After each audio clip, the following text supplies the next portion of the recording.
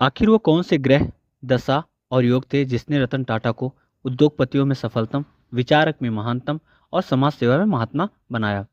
उपस्थित हूँ मैं आप लोगों के बीच एक महान समाज सेवी, देश के विकास में अग्रणी भूमिका निभाने वाले जाने माने उद्योगपति श्री रतन टाटा जी की कुंडली लेके। हम लोगों ने पिछले वीडियो में रतन टाटा जी की सफलताओं का प्रैक्टिकल एस्पेक्ट से विश्लेषण किया था। आज समझेंगे उनके इस अविस्मरणीय जीवन को दैविक दृष्टि यानी ज्योतिष दृष्टि से। नमस्कार, जय श्री राम। मैं ज्योतिषविद सुनील मिश्रा आप सबके साथ का अभिवादन करता हूं अपने इस यूट्यूब चैनल पे। चैनल पे पहली बार आए हैं तो आपको पता ही है क्या करना है, लाइक और सब्सक्राइब। यहाँ तक आ गए हैं तो कर ही लीजिएगा, मेरा मनोबल बढ़ेगा और वीडियो को दूर तक पहुँचाने में आप सबका सहयोग हो जाएगा। तो चलिए शुरू करते हैं। तो सबसे पहले बताता चलूँ, यहाँ मैंने जो जन्म कुंडली ली है ऑनलाइन से डेटा उठाया है। 28 दिसंबर 1937, 6:30 सुबह का जन्म है। स्थान मुंबई है। तो ये जो इनकी कुंडली निकल के आई हुई है, जन्म कुंडली धनु लग्न की है और तुला राशि है। सूर्य जो धनु लग्न की कुंडली में कारक होते हैं और भाग्येश भी। लग्न में कर्मेश बुध और लाभेश शुक्र के साथ युति बनाए हुए हैं। सूर्य बुध का बुध आदित्य योग है और सूर्य और शुक्र का कुल दीपक योग है। लग्नेश गुरु अपनी नीच राशि में बैठे हुए हैं धन भाव में, लेकिन शनि से इनका नीच भंग राजयोग बना हुआ है। शनि और गुरु का आपस में हाउस एक्सचेंज भी है। इसमें पराक्रमेश और धनेश शनि सुख स्थान पे बैठे हुए हैं और यहाँ से छठे दसम कर्म और लग स्थान पर दृष्टि दे रहे हैं। ढांसू प्लेसमेंट है। राहु और केतु 6-12 में जबरदस्त समीकरण बनाए हुए हैं। तो ये थे प्रमुख तथ्य। अब इसकी 1 बाय 1 व्याख्या करते हैं हम लोग। तो सबसे पहले हम लोग लग्न भाव को देखेंगे। सूर्य जो तेज और दिव्यता के कारक हैं। बुध जो बुद्धि, ज्ञान अलग चीज होती है और बुद्धि अलग चीज होती है, के कारक हैं। शुक्र जो सुंदरता, कहते हैं अगर लग्न में शुक्र या चंद्रमा कोई हो और पाप या नीच ग्रह से दृष्टि नहीं हो तो व्यक्ति बहुत ही सुंदर होता है। तो ये चीज़ें आप इनके अंदर, इनकी दिव्यता, भव्यता, इनकी इंटेलिजेंस, इनकी सुंदरता, इनकी पर्सनालिटी में साफ साफ दिखती थी। और यही 3 ग्रह हैं जो इन्हें देश दुनिया में ख्याति दिलाते हैं। दूसरा बुध जो कर्म स्थान का दसम का स्वामी है और व्यापार सप्तम का भी स्वामी है। तो बुध सप्तम का स्वामी मतलब व्यापार का स्वामी है और कर्म का भी स्वामी है। तो कर्म कहाँ करेगा? व्यापार में करेगा। और सूर्य के साथ बैठा हुआ, सूर्य कहाँ के स्वामी है? भाग्य स्थान के, नवम स्थान के स्वामी हैं। तो फैमिली बिजनेस में इसलिए ये गए। अब इन दोनों की युति एक और ग्रह के साथ है जो कि शुक्र 11वें स्थान का स्वामी है। 11वां स्थान जो घर होता है वो लाभ स्थान का स्वामी होता है। तो कर्म व्यापार जो करेंगे और किसके साथ ये बैठे हुए हैं? शुक्र के साथ। शुक्र कहाँ के स्वामी है? लाभ स्थान के। तो उसमें इनको लाभ मिलेगा, सफलता मिलेगी। तो ये 3 जो इनकी बुद्धि, इनका विवेक, इनका कर्म, इनका व्यापार, जो इनका इनके परिवार के साथ जो इनका बिजनेस जुड़ा हुआ है, ये दिखाता है कि किस लिए ये इतने बड़े उद्योगपति बने और इतने सफलतम उद्योगपति क्यों बने। इसमें एक मंगल की भी प्लेसमेंट देखने लायक है। तृतीय स्थान में मंगल बैठे हुए हैं, पराक्रम स्थान है, घर है वहाँ का।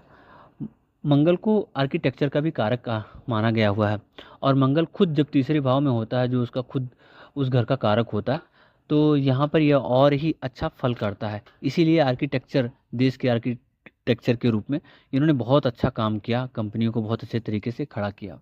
तो ये दृष्टिकोण भी महत्वपूर्ण हो जाता है। दूसरा, अगर इनके धन भाव की चर्चा करें, धन को इनके देखें, तो धनेश यहाँ पर शनि है और शनि पराक्रमेश भी हैं। व्यापार जहाँ से धन आना है इनके जीवन में, कहते हैं शनि व्यापार के कारक भी होते हैं। तो शनि बैठे हुए कहाँ हुए हैं? शनि बैठे हुए हैं सुख स्थान में, धन भाव के स्वामी बनकर, पराक्रम के स्वामी बनकर और व्यापार के कारक बनकर, और दृष्टि डाले हैं 6 और दसम पर जो कि इनका कर्म स्थान है और खुद के लगन स्थान पर ये दृष्टि डाल रहे हैं शनि। ये भी बहुत ज़बरदस्त का इनकी प्लेसमेंट है। वो जो रतन टाटा मुंबई की सड़कों पर बारिश में स्कूटर पर बैठे हुए किसी आम आदमी के परिवार को देखते हैं और उनके मन में एक की इच्छा और आती है, फिर उसको निश्चय करते हैं कि मैं भारत के आम आदमी को लिए सड़क कार बनाऊंगा, ताकि उनकी दिक्कतें जो हैं इस तरह से बारिश में और उनकी सेफ्टी को लेके वो जो चिंतित होते हैं। तो ये सनी हैं जो उनको इस तरह की सोच देते हैं कि ये इन लोगों के लिए, सनी कौन है, सनी अपने से छोटे लोगों के मसीहा हैं, न्याय के देवता माने गए हैं सनी। सनी उनको ये भावना देते हैं कि यार इन लोगों की तकलीफें दूर करनी है। सूर्य कौन है, आत्मविश्वास के कारक हैं। सूर्य उनको विश्वास, आत्मविश्वास देते हैं। शुक्र उनको ये आकांक्षा, इच्छा देते हैं कि नहीं ये हमें करना है। और फिर बुध जो कि कर्म और व्यापार के स्वामी हैं, वो अपनी बुद्धि, कौशल, कर्म से पराक्रम का उनको साथ मिलता है, मंगल का, और वो ये सब कर पाते हैं। सूर्य आत्मविश्वास के कारक हैं। जो सूर्य हैं जो इन्हें हर चुनौतियों में आत्मविश्वास देते हैं और उससे निपटने की इच्छा शक्ति देते हैं।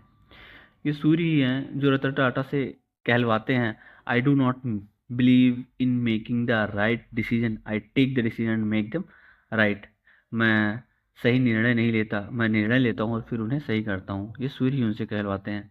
शनि जो धन के स्वामी हैं और मालिक के पास जब पैसा आता है तो वो कहते हैं मैं इसे लोगों की भलाई में लगाऊंगा, हॉस्पिटल बनवाना, ट्रस्ट और बहुत सारी चैरिटी का काम करना। ये जो सनी करते हैं ना, ये जो रतन टाटा करते हैं ना, ये जो सनी की प्लेसमेंट है सनी ही उनसे करवाते हैं। ये सनी ही है जो कोविड जैसे टाइम में भी, जब लोग मतलब की हालत ख़राब थी, पैसों को लेके कंपनियां बंद हो रही थी, लोग फायर कर रहे थे, उस टाइम पर भी ये सनी है जो रतन टाटा से 2000 करोड़ तक का दान एवं ही दिलवा जाते हैं।